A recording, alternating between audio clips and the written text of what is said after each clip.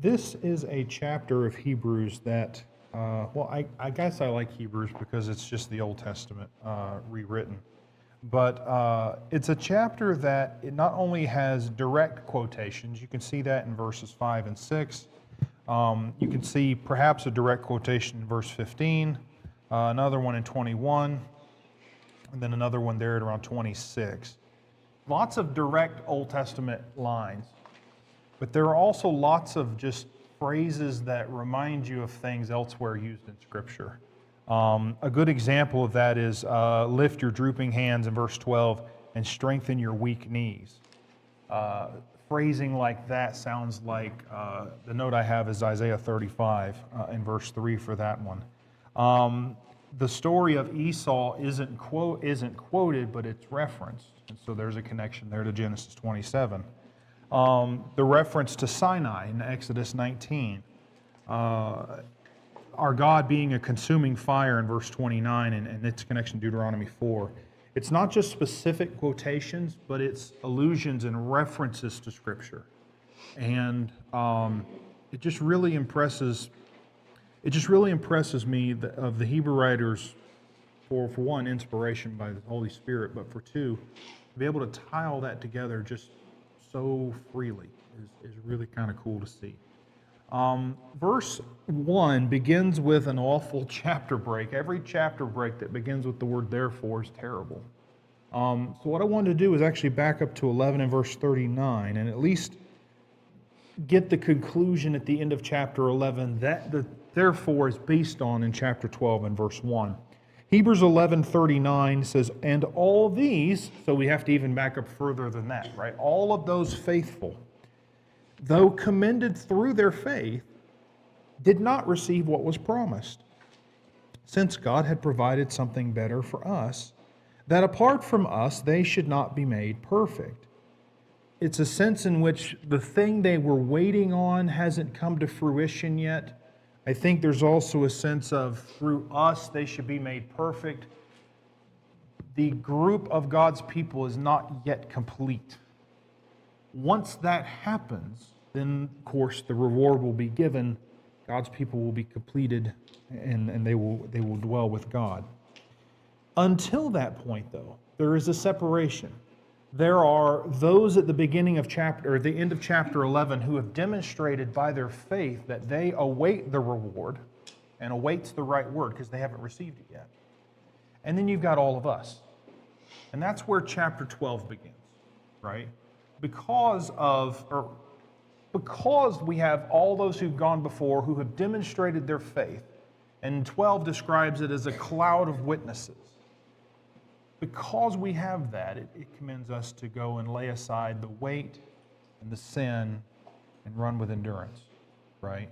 We're in that sort of meantime period between all of God's people having demonstrated faith in the past, all we who are trying to join that number, and then a future date in which the reward and the people will all be completed, right? We're in that sort of that space in the middle. And what we do with that space is sort of the subject for chapter 12, right? The way we go about living it.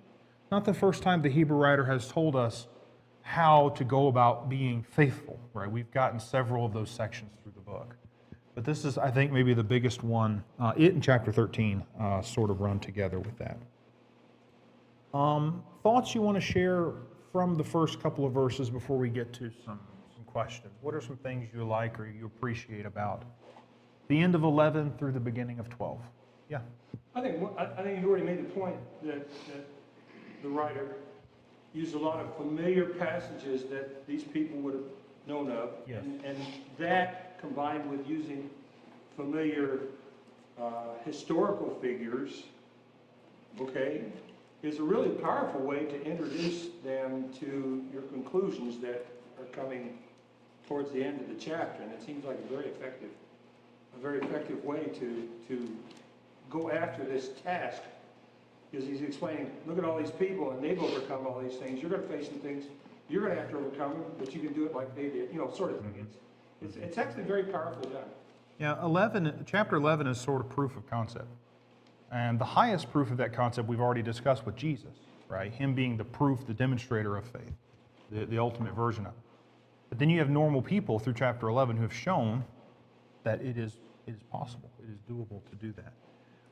You may have heard someone preach that's not me, who does a really good job of not just quoting scripture but referencing it, right? And it just sort of weaves its way through what they say, and they may not even realize that's what they're doing, but even their phrasing will come out of some text that we would recognize, right? The Hebrew writer is able to do that. It's really, really special. Yep. I don't want to derail your thoughts. Oh, we haven't started the train yet. See, I got you. We haven't started yet. I've learned my lesson. Yeah, When the while train leaves the station. train's taking on water. Yep. 12:1, this is a verse that occasionally people have either directly or indirectly references. Grandma's looking down on me from heaven because we have such a great cloud of witness, people watching us running the race. I don't think that's what it's saying. I'm pointing out that this is an abuse of this passage that I would call it an abuse because I don't think that's the message. Because, and even more so, Donnie's point that the word witness there is not the normal word. It's actually a derivative of martyr. The Greek word here is more along the line of a martyr. So these are people watching who've completed it. They're watching, if you will, because they're watching us because they have completed it, or they're the example for us that we can complete it. So people have made the point, and I think I've heard this before too, that everyone's watching us kind of like an arena, waiting on that to happen. Whether or not that's true, I don't think we have any way of knowing. It is a compelling thought, though. I don't want to discount the power of that thought, even though it may not be strictly true, right? Because it is a strong thing to go, there are other faithful people watching this, right? Just more motivation. Martyr is, if you translate, if you went with the Greek and you said, if you being so surrounded by such a great cloud of martyrs are those that, because chapter 11, that's what chapter 11 is. It's all these people who've done all these things and they've experienced it. They've lived faith.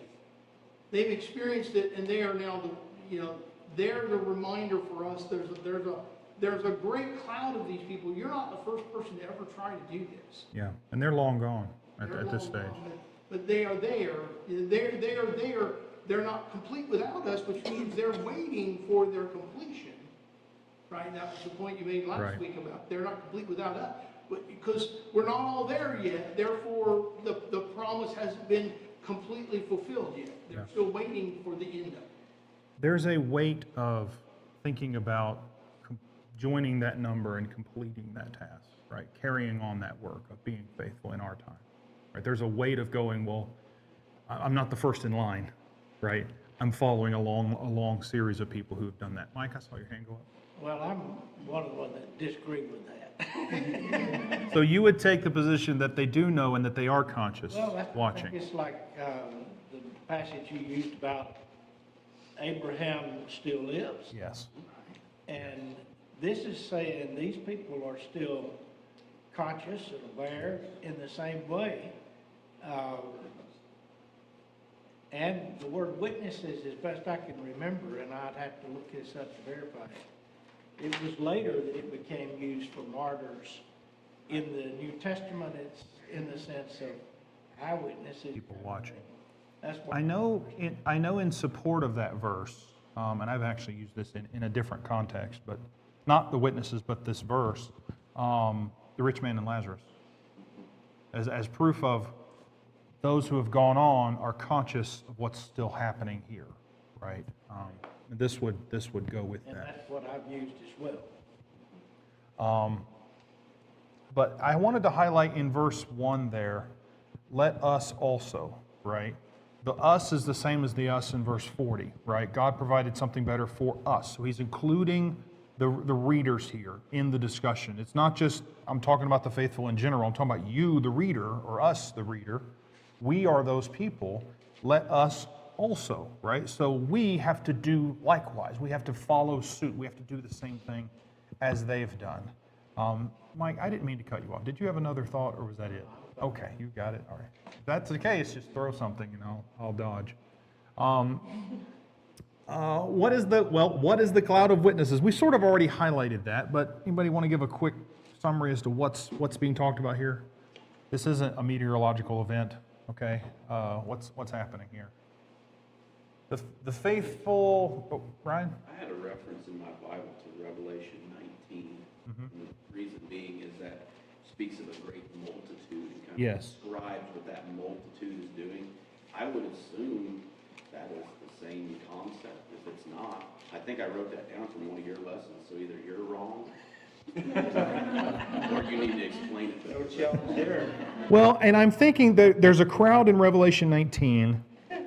There are crowds in Revelation 4 and 5. Many, number thousands upon thousands of people. I wouldn't have any problem saying those are probably the same, or at least this group is included in the one in Revelation, right? I think some of it was too in reference to what does that crowd do? So Yeah. going back to your question, I'm not going to, again, go off on that, but like, look what they're doing. It's not like they're going to heaven to fish. You know what I mean? Like, that's not the, Right. the mindset is they are praising God. They're shouting his name. And Yeah. like, that's what that multitude does.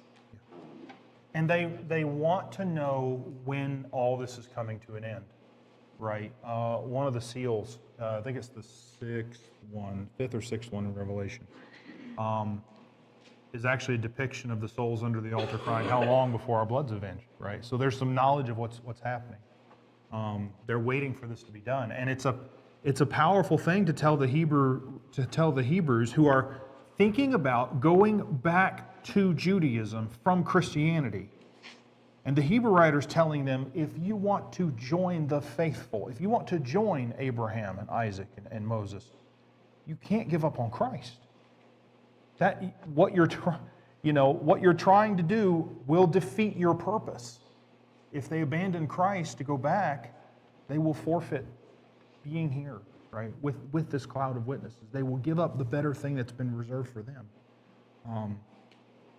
And I can imagine if you were formerly Jewish, and someone says, if you follow Christ, you will join Abraham, Isaac, and so on.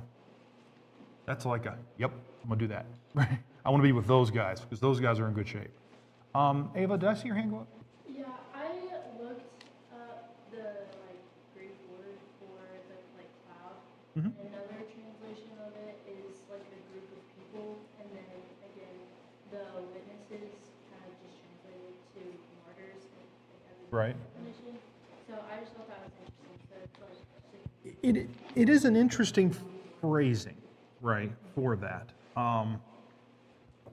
One thing, and I, growing up in a sports background, right, and I unfortunately had to inflict many people with the penalty of watching me play sports. But in the middle of that paragraph on page 84, for whatever reason, that I put a huge box around that sentence. It says, as we run, first off, he describes it's like an amphitheater, right? And there are spectators who are watching the race, right, kind of going on. And it says in the middle of that paragraph, as we run, we look to the stands and see those who've already run, endured, and won. If you've ever played a sporting event, or you've ever performed in a band, or you've ever done something in front of a group of people, you know that 95% of those people probably didn't do the thing, or half, right? They didn't do the thing you're doing now. But that image of looking in the stands and knowing all those people have done what you're trying to do right now, and they want you to keep going and do it well. That's a powerful thought, right? That's a really good thought. And I think that's what he's going for. Because if you read it in that sequence, that therefore all these things, and since we have this great crowd of witnesses, all these ones cheering us on, so to speak, it's easy for me to lay aside these weights and these sins, these things that don't matter. Yep. Focus on Jesus, because that's the goal. I think that's how I took it anyway. Absolutely. So we're looking at two, right? We're looking at the faithful who've gone on before, and we're being re-reminded in verse 2, look to Jesus, right? of all the people watching, there is one who has finished the race, kept the faith, and received the crown of righteousness. Remember the way Paul talked about it in 2 Timothy. There is one who has actually gotten all the way over the finish line and is in heaven, and that's Jesus. Right? So we look to him, the founder and perfecter. So you might say the author, I think the ESV says author. No, it says founder here. It says author in the New King James. Yeah.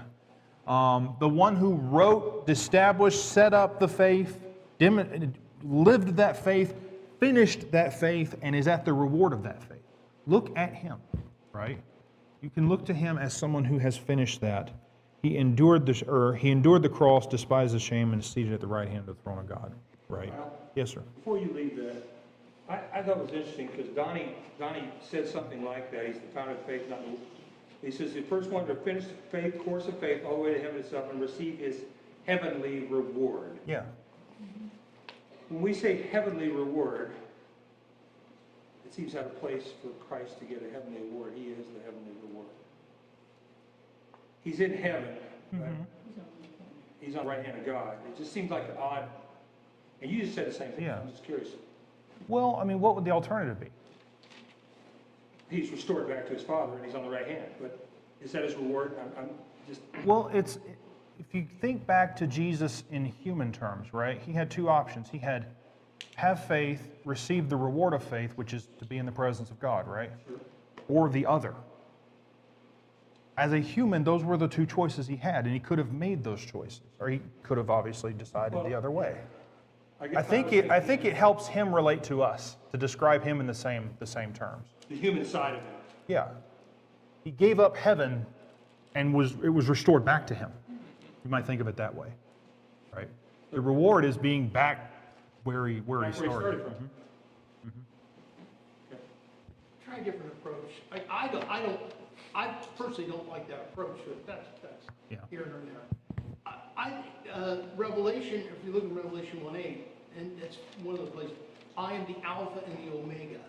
The same idea, the first and the last. All right, so the one, because you can look at it from this way, he's the founder, he was the one active in creation. He began it. And so he completed the salvation and resurrection. So he is both beginning, the start of the plan. If you look at the scheme of redemption, he's the one that started it, he's the one that finished it. So in that respect, he was both founder and perfecter. Yeah. Alpha And even the language of, now I don't remember my books of the Bible. Oh, there it is. I was about to sing the song so I could find Daniel. The language of reward might fit the description of the Son of Man in Daniel 7. Right? One comes before the Ancient of Days. He was given dominion, a glory, and a kingdom. The language of reward being given to Christ, I think is okay, right? I think it has legs elsewhere. I will ask one question though, and this is not something that was focused on in the lesson, but I wanted to get your thought. There in the middle, at the end of verse 1, it says, "Let us lay aside every weight and sin that clings so closely, and let us run with endurance." Now unfortunately, I wrote an entire page of Brett Hoagland's sermon from 3 years ago, where he preached on this passage, and he distinguished between weights and sins, and I think that's probably okay. I don't think this is necessarily a parallel. If we lay aside the weight and the sin, why do we still need endurance? Because it would seem like, let's face it, if we lay aside all the extra stuff and all the sinful stuff, we'd be okay. I saw your hand go up first, and then Corey, you're next. Before you move too far forward, the only thing that I could think of when we started reading this verse was the Old Testament. You were talking about how much Hebrews points back to the Old Testament, but 2 Kings 6:16 and 17, when Elisha's talking to the servant, and he's like, "Lord, open his eyes so he can see everything that's around us, Okay. and the mountains and everything." So that's just what I kept thinking of, and I feel like it offers a little bit more clarity on kind of what that means. But yeah, sorry, No. I like the idea. It's like in the same sense, make them aware of something they may not know is actually still going on, right? A reality that's present, but they don't recognize it. Corey, I saw you next, and then Corey's offspring will be next after that. So it cracks me up because, this is an easy question in my brain. I mean, I'll go from winter running to summer running and get to shed all the layers and all the extra stuff that, the encumbrances. You're still running. I mean, it's still painful. It still doesn't, feel great. And so we have to keep our mind focused on the fact that we are still enduring the race itself. Even Yeah. if there is nothing around your ankles pulling you back, the race is painful. Yeah. And Yeah. The act of running is painful. That's why I don't have a winter or summer running. I have no running. I have a derision for running. Yes.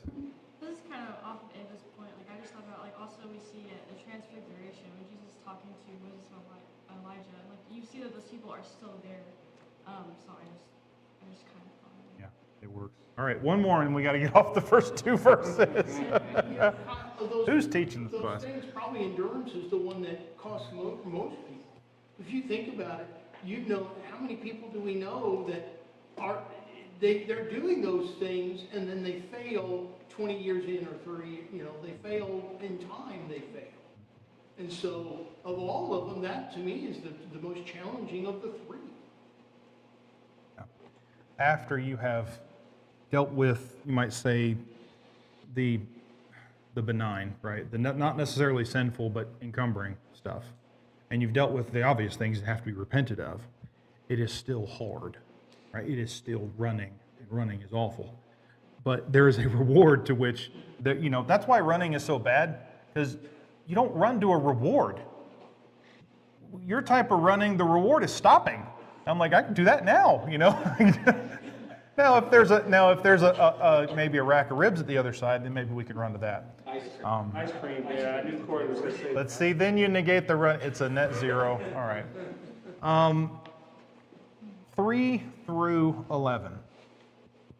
Kind of a new, more along the lines of still considering Jesus, right? Looking to Jesus in verse 2, and in verse 3, the reminder, consider him who endured from sinners such hostility against himself, so that you may not grow weary or faint-hearted. In your struggle against sin, you've not yet resisted to the point of shedding your blood. That is hard. That is a tough line. That is almost comically hard. It's the type of thing your dad says, right? When you come in limping because you've cracked an ankle, and he's like, well, at least you have a leg. You haven't lost your leg. It's almost ridiculously hard. But he's not being ridiculous. He's making a good point. He's saying whatever you've done to present day to endure sin, you've not yet been killed over it. So there's always another level, right? There's always an escalation that because of the fact that they're reading this, they haven't yet endured to that point. Right? Understand it could be worse, and it might be worse. Couldn't you add on that? Whatever pain, whatever suffering, whatever it is, it'll be worth it. Yeah. And the fact that they are reading this means they have not paid the ultimate highest price. Right? And they may not. They may not. That's right. But remember the one who did. Right? Remember the one who did pay that. And if you look at 3 and 11, the context of, one that we just talked about, the running is the discipline. The running is yes, you get the reward. But in the struggle is the shaping. In the struggle is the growth. And the outcome that you're seeking and desiring, it's almost like, Lord, give me patience, and you're afraid how he's going to do that for you. Yeah. And so, Yeah. That's where this picture leads us if you group these words together. Absolutely. The struggle. You've not yet run to death. I guess you could. That would not be great. What is the chastening of the Lord, or the discipline of the Lord that's being talked about here in this particular section? It's kind of a long passage, but you had to summarize that. Oh, yeah, go ahead. I think it's kind of an idea of like how God always answers our prayers, but sometimes it's not the answer that we want to hear. And I think sometimes you have to experience things in life and kind of learn more about why you shouldn't have gotten the thing that you may have wanted. And so not to say that like, oh, your sin is making you pay for that, but like sometimes it's not until later in life that you're like, oh, that's why like what I wanted is not what I should want, and you kind of learn why that's not the wisest choice. Could see that. It's sort of a couple of things you mentioned. So it's experience, right? It's experience that God allows to happen that is painful, right? The things God allows that go on that are painful. I'm not saying that well, but you understand hopefully what I'm trying to get to. The pain God allows us to go through, for what purpose? Growth, right? Through discipline and training, right? And it's sort of, I wanted to tie it to this passage there in verse 8. It says, if you're left without discipline in which all have participated, then you are illegitimate children and not sons. My question to you is, if this is talking about pain, right, and God obviously has the ability to shield us from it, right? You can think about Job, right, and the hedge built around him for many years. God has the ability through providence to guide our lives in a relatively pain-free fashion, and it could be completely pain-free if he so chose. So why is it that, if that were the case, if we were never allowed to suffer, we would be as illegitimate children of his? What's this? Part of our journey is learning to become like God. Okay. Part of it, God, we experience the things that God experienced. God has experienced pain because of our disobedience. Our rebellion against him has caused him pain as well. He had to send his son to pay for our sins. That was pain that he endured. He watched his son be crucified on a cross. So you would say it's to teach us what he feels? Suffering teaches us to be like God. Okay. It's a way in which we learn to be like God. Okay. Mike? I was going to speak about discipline. We think of discipline in such negative terms, but it's training, basically, what the meaning of the word is. What's interesting is that what we go through is training us. And if we did not have God bringing us to what I need for me to be what I ought to be as a Christian, it'd be like not having a father. That you can see the breakdown of the family in our own society now, that fatherless homes don't produce many good kids. Right. I mean, there are some exceptions, and I'm not trying to negate that. But then I look at what we go through in life. It may be a sickness, it may be a car wreck, or whatever it is. It may be problems getting along amongst ourselves in the local church or something. But all of these things work together to shape us. I think discipline starts with expectation. And if you're a person, living without the guidance of parental expectation, then either you have lousy parents, which God cannot be, right? Right. Or you don't have parents. Right. You're living without having God as your father. Right. So it's you might say it's more about God's character, right, being sort of demonstrated. Sean? I'm just going to add that experience is great. Suffering has its place. All those things can teach us something, but it depends on us. Sure. We have to take the lesson. Life and not learn anything from it. So the wise person takes that, compares that to God's word, and then makes application of that. Right. It's the person who's seeking God who will take the pain and use it as what it was intended for. Yeah, Right. it's either going to push us away or it's going to draw us to it. That's a good point. Yes, sir. Brian? Yeah, I think 7 and 11 kind of are bookends. So mine says that 7 says endure hardship as discipline. Yes. So when you look at that hardship, verse 10 tells us that God disciplines us for our good, that we can share in his holiness. Mhm. There's a purpose to this. And there's your expectation, right? That we may share in his holiness. That's the expectation, right? Go ahead. And then at the end of verse 11, it says later on, however, it produces a harvest of righteousness and peace in those who have been trained by it. Right. trained by the discipline and the hardship, it's worth it in the end. It's just Yeah, pushing and- you to get An illegitimate child has no expectations of them. They have no one to care for them, no one to guide them, no one who would be willing to steer them away from something that's negative and bad for them. God is not that way. Unfortunately, we don't listen to, softly spoken words and rainbows. We respond to pain. C.S. Lewis said pain is God's megaphone, right? And I think there's a whole lot of truth to that. One more thought. I was just practical living. My dad always said, and I'm not a horse person, but Dad always said, a tired horse is a humble horse. So the first thing he'd always do is run the horse around the ring a while, to the corral, and get him good and tired, and then Yeah. saddle him up to go ride. Because Right. then he'll behave. Right. He said, we're that way. You know what? When we're beat down, we're a lot more humble. Children aren't that way, and they just get angrier and more demanding. More energy. Yeah, they just demand more sharply what they want. But that's the idea, and I think y'all have really gotten onto that. It's a demonstration of God's character. He's not the father of illegitimate children. He is a father who cares and loves and provides and has expectations for his children that he wants them to get to. And to do that, he will use every means in his disposal, pain being one of the more effective ones. I didn't know what to title the section, so I just called it Buckle Up Buttercup.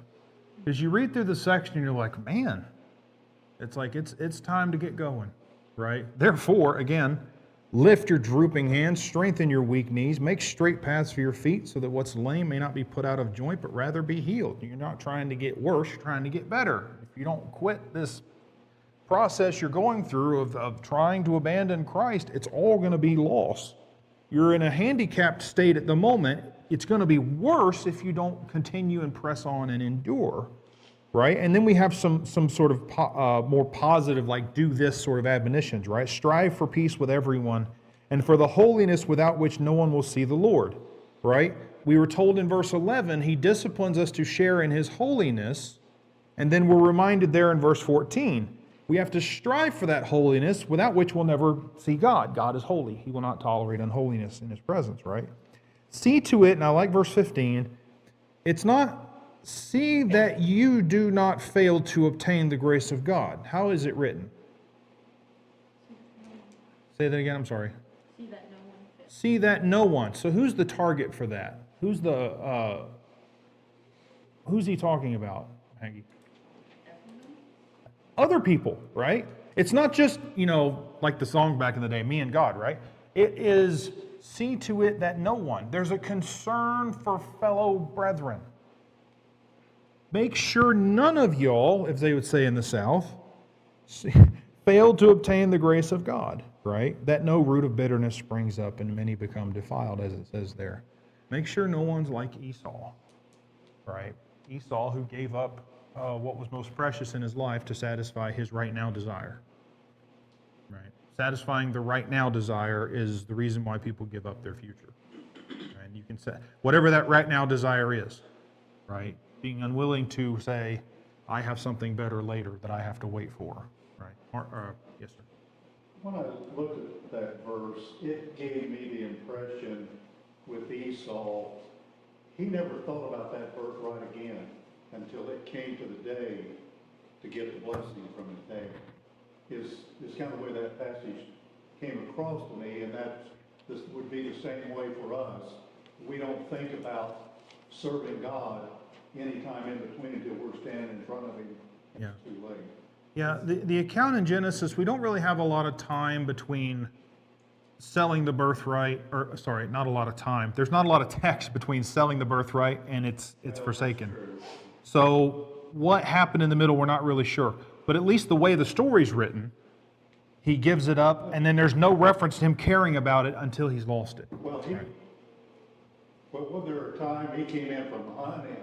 Right. And that- But at that point, it was gone, Well, yeah, he did it, but then he didn't think about it until his dad.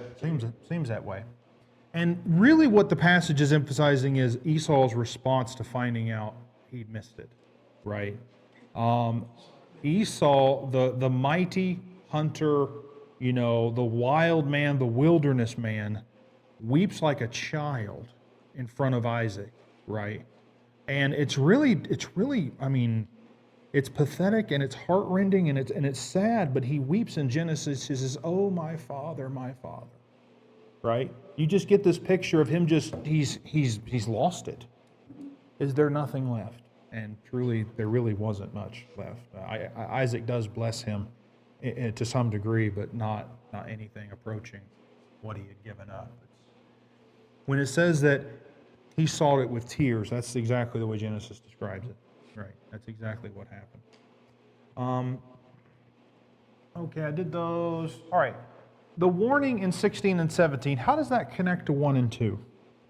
The warning of Esau in 16 and 17, how does that connect to 1 and 2?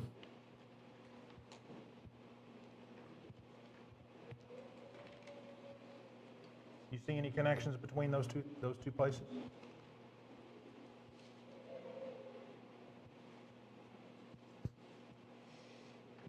If there is a cloud of witnesses watching us faithfully, cheering us on, what else must there be? There must be a cloud of the rest who want nothing more than what Esau wanted in that passage, who want nothing more than another shot at it, right? We have to remember there's an other side, right? There is a rich man and there's Lazarus. And both are conscious of what's going on. Remember the rich man, when he found out he couldn't be comforted himself, he begged Abraham for what? Send someone to warn my brother, so that they won't come to this place, right? If there's a crowd watching, cheering on, there is a crowd of the rest too. This is a parable of 10 virgins as well. That's the setup, right? At the time of judgment, there are two sides. The example of Esau makes me think, when the kids were coming up, you'd hear of someone that had done something stupid, and you explain to the kids what they did and the consequences. You say, there's a cheap life lesson for you. Yeah. We can look at Esau, and we can see a cheap life lesson for us. We don't have to live it, but we can see what happened to him and the implications of what he did. And I think there's an element of that in this account as well. You need to try to learn from the free lessons because the other ones are too expensive. Yes, sir? This is just an application. Lift up your drooping hands. It's talking about to me and my weak knees. But in Isaiah, it's for them to strengthen the weak knees and the weak hands and make firm the weak knees. Right. When we go to church, we ought to be conscious of who's around us, what they're going through in life, when they're struggling, especially elders, and with the responsibility to be watching for their flock, that we are conscious of the needs of each other. Yeah, not only your own, but those that are around you. That's a good point. Thank you. I like the contrast here. We, of course, are short on time, so I'll make this probably the last bit we're able to read through this afternoon. But obviously, you can see a contrast between from 18 to 21, and then 22 to 24. Right? There's two mountains. You might remember Paul used a similar argument of two mountains, right? Elsewhere, this isn't Paul, they think, but it's kind of a similar thing, right? You've not come, it doesn't say now Mount Sinai, but that's definitely the one being talked about. You've not come to Sinai. Now, none of these Jewish Christians had come to Sinai, but in a sense, being part of that nation, they had, right? They were the descendants of those who stood at Sinai, who begged Moses to ask God to stop talking because they couldn't handle it anymore. Literally, that's how it went. Deuteronomy 5 is a wonderful description of that scene. Not just it happening live, but Moses retelling the story to that second generation, reminding them, look, you begged me to ask God to stop when you were there, right? You Christians have come to something greater, right? You've come to Zion instead of Sinai. You've come to something even beyond. What could be beyond God on Mount Sinai? Well, it's God plus. God plus all these other things, plus the Son there at the end, really the pinnacle of all of it, right? It's like when you make a list of something, the very last thing is the big one. And this list kind of works the same way. You've come to all this and Christ. And I don't have time to go through all of that, but yeah. Basically, anyway, thought I had more time. Now the last bit is, I just called this consequences. See that you don't refuse him who is speaking. When have we heard things like that earlier in Hebrews? Admonitions to listen. Make sure you don't turn away from the one who's talking to you now, from the one who's presenting it. When have we heard that before? Can you think of any? Or briefly flip back to the reference that's on screen? That would get you there too. We were told in verse 1, we must pay much closer attention to what we've heard, lest we drift away from it. For since the message declared by angels proved to be reliable, and every transgression or disobedience received a just retribution, how shall we escape if we neglect such a great salvation? The same style of arguments being made in chapter 12. Seeing as how you have come to a greater mountain with greater participants and greater everything, now it's even more incumbent on you to pay attention, right? Nobody had to explain to the Israelites at Mount Sinai, hey, you probably better listen up. If that was true, how much more, right? And that's kind of the way Hebrews work. How much more must you not refuse the one who's speaking? And again, the same style of argument. If they didn't escape when they were warned on earth, much less will we escape the one who warns us from heaven, right? Same style of argument going there. Okay. Okay. Well, we're out of time. I got to quit. Chapter 13, we'll try that next week. Chapter 13 is interesting. It has a bit more on the practical side, and then some sort of connections to people there in the time at the end. But look forward to that. All right. Thank you, guys. We had good discussion tonight.